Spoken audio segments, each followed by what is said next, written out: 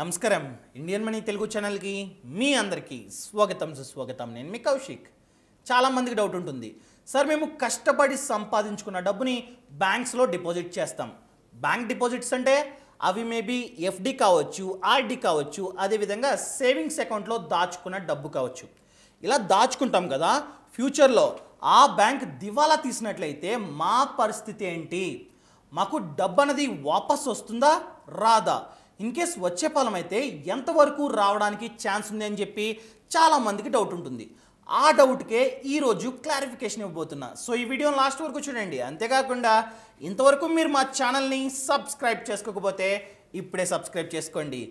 ఏ banks అయితే RBI అండర్లో ఉంటాయో అలాంటి బ్యాంక్స్ కనుక ఫ్యూచర్లో దివాలా తీసినట్లయితే ఆ బ్యాంక్స్లో ఎంతైతే డిపాజిట్స్ మనం చేసామో దానికి గాను అంటే ఆ డిపాజిట్స్ అన్నిటిలో కలిపి 5 లక్షల వరకు మనకి గ్యారంటీ ఇస్తుందన్నమాట ఆర్బీఐ.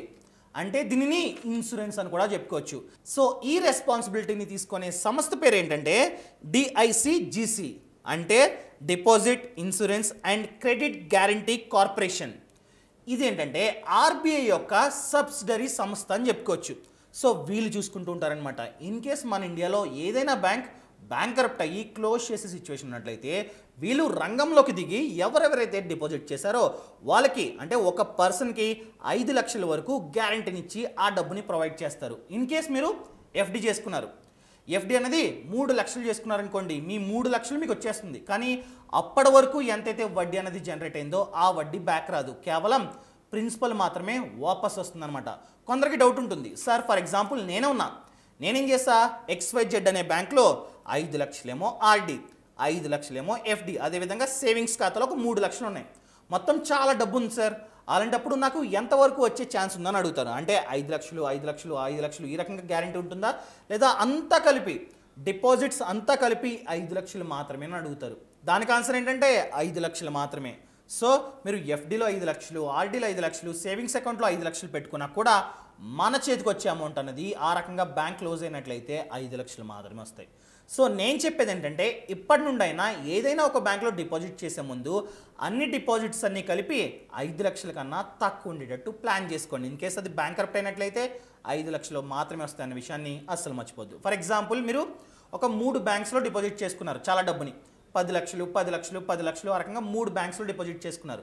3 బ్యాంక్స్ బ్యాంకరప్ట్ అయిపోయినాయి అనుకోండి, అప్పుడు మన పరిస్థితి ఏంటంటే ఒక బ్యాంక్లో 5 లక్షలు, ఇంకొక బ్యాంక్లో 5 లక్షలు, ఇంకొక బ్యాంక్లో 5 లక్షలు ఈ రకంగా ఇస్తారనమాట. ప్రాబ్లం ఏం లేదు. సో అందుకని చెప్పి ఈ డిపాజిట్స్ని కూడా డైవర్సిఫై చేసుకోవడం చాలా చాలా ముఖ్యం. చాలామంది ఏం చేస్తారంటే ఒకే బ్యాంక్లో వాళ్ళకి ఆ బ్యాంక్లోనే ఖాతా ఉంటుంది కాబట్టి 10 లక్షలు 10 లక్షలు 10 లక్షలు అని చెప్పి వివిధ డిపాజిట్స్లో పెట్టుకుంటూ ఉంటారు. అలా ఎప్పుడు పెట్టుకోవద్దు. మంచి బ్యాంక్ అయితే పెట్టుకోండి, మంచి బ్యాంక్ కాకపోతే 5 లక్షల కన్నా తక్కువ అమౌంట్ని డిపాజిట్ చేసుకోవడం చాలా చాలా ముఖ్యం. ఈ రకంగానే 2019లో ఒక ఇన్సిడెంట్ జరిగింది. ఆ బ్యాంక్ పేరు ఏంటంటే Punjab and Maharashtra cooperative bank. ఆ సమయంలో ఈ బ్యాంక్ దగ్గర ఏకంగా 11,000 crores డిపాజిట్స్ ఉన్నాయి. అంటే 11,000 కోట్ల విలువ గల డిపాజిట్స్ అందరూ కలిపి చేశారు. ఈ బ్యాంక్ ఏం చేసింది, ఒక కంపెనీకి ఏకంగా 8,800 కోట్లని లోన్గా ఇచ్చింది. ఆ కంపెనీ పేరు ఏంటంటే HDIL. ఈ కంపెనీ ఏంటంటే బ్యాంకరప్ట్ అయిపోయింది అనమాట. ఆ కంపెనీ డబ్బు తీసుకుంది, ఆ తర్వాత డబ్బు మొత్తం వేస్ట్ అయిపోయింది. సో ఆ కంపెనీ బ్యాంకరప్ట్ అవడం వలన ఆ కంపెనీ ₹1 కూడా రీపే చేసే సిచ్యువేషన్లో లేదు. అలాంటప్పుడు ఆబ్వియస్గా ఇంత డిపాజిట్ అనేది లోన్ రూపంలో ఇచ్చింది కాబట్టి బ్యాంక్ కూడా బ్యాంకరప్ట్ అయిపోయింది అనమాట. అంటే ఎవరికి లోన్స్ ఇచ్చే సిచ్యువేషన్లో లేదు, ఆ బ్యాంక్ని రన్ చేసే సిచ్యువేషన్లో లేకుండా పోయింది. అలాంటప్పుడు ఆర్బీఐ ఏం చేసింది, మారటోరియంని విధించింది. సో ఈ బ్యాంక్ యొక్క కస్టమర్స్ కేవలం ₹1000 మాత్రమే విత్డ్రా చేసుకునే ఫెసిలిటీ ఉందని చెప్పి ఆర్బీఐ ప్రకటించింది. అలాంటప్పుడు బ్యాంక్ని క్లోజ్ చేశారు. అప్పుడు వీళ్ళకి అంటే ఎవరెవరైతే డిపాజిట్ చేశారో వాళ్ళకి 5 లక్షల వరకు ఇన్సూరెన్స్ని ప్రొవైడ్ చేసింది ఆర్బీఐ. సో మనం ఏ బ్యాంక్లో అయితే డిపాజిట్ చేస్తున్నామో ఆ బ్యాంక్ మంచిదా కాదా, అది పెద్ద బ్యాంకా చిన్న బ్యాంకా, అదేమైనా ఎన్బిఎఫ్సియా లేకపోతే నార్మల్ బ్యాంకా, ఆ బ్యాంక్ అన్నది ఆర్బీఐ అండర్లో ఉందా లేదా, ఇలా ప్రతి ఒక్క దాన్ని చెక్ చేసుకున్న తర్వాతే డిపాజిట్ చేయడం చాలా చాలా ముఖ్యం. ఇప్పటి నుండైనా ఒక బ్యాంకులో 5 లక్షల కన్నా తక్కువ విలువ గల డిపాజిట్స్ని చేయడం చాలా చాలా మంచిది. అర్థమైంది కదా.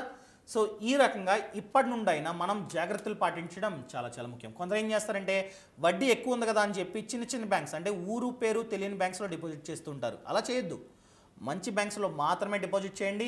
ఇన్ కేస్ ఆ బ్యాంక్ అనేది ఎక్కువ వడ్డీ ఆఫర్ చేస్తున్నా కూడా మంచి క్రెడిబిలిటీ ఉంటే, అంటే మంచి బ్యాంక్ అనుకోండి, ఖచ్చితంగా డిపాజిట్ చేసుకోండి. ఈ రకంగా జాగ్రత్తలు పాటించడం చాలా చాలా ముఖ్యం.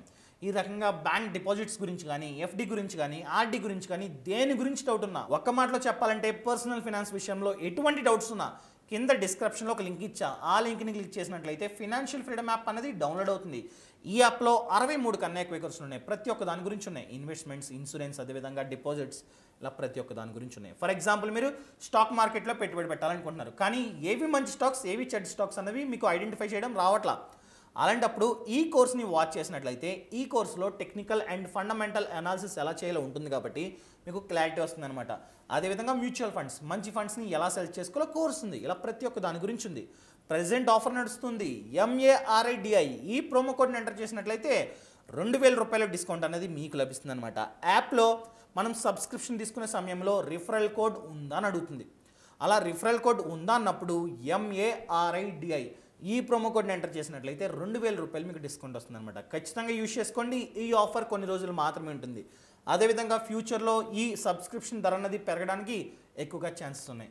సో ఖచ్చితంగా యూజ్ చేసుకోండి. ఇలాంటి మంచి మంచి వీడియోలతో రేపు మీ ముందుకు వస్తాను. అంతవరకు విషయాలు ఇట్లు మీ Kaushik. Thank you so much. Thanks for watching. Jai Hind.